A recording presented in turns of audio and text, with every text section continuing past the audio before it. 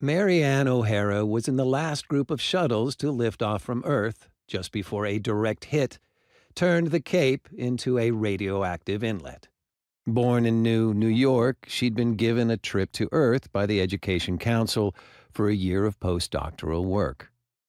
The 6 months she did spend on Earth were rather eventful.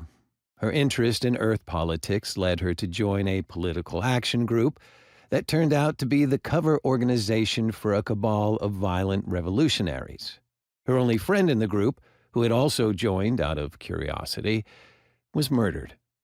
She herself was stabbed by a would-be rapist. She had a trip around the world and a small nervous breakdown. Finally, the man she loved managed to save her life by getting her to the Cape in time to leave Earth. But the shuttle had a strict quota system, no groundhogs, and she had to leave him behind. They comforted each other with the lie that he would join her when the trouble was over. But the warheads were already falling. She knew that she was one of the lucky ones, but when they docked at New, she was still numb with shock and grief. Two men who loved her were waiting. She could hardly remember their names. For some weeks after the war, life in New was too desperately busy for much reflection.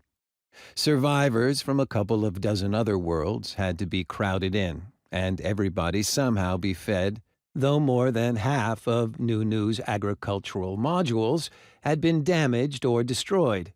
The shotgun missiles couldn't penetrate New's solid rock, but they devastated the structures outside. They got by on short rations and stored food, but it wasn't going to last. Modules had to be repaired and rebuilt, new crops sown, animals bred, and quickly. Every able-bodied person was pressed into service.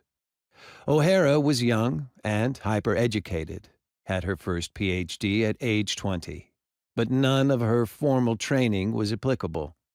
Like every other young person in New, she had spent 2 days a week since the age of 12 doing agricultural and construction chores. But since her destiny clearly lay in other directions, she had only done dog work, slopping hogs and slopping paint, leaving more sophisticated chores to those who needed the training. Nevertheless, her first assignment was animal husbandry, collecting sperm from goats. They could force estrus in the nannies and didn't want to leave the rest of it up to nature.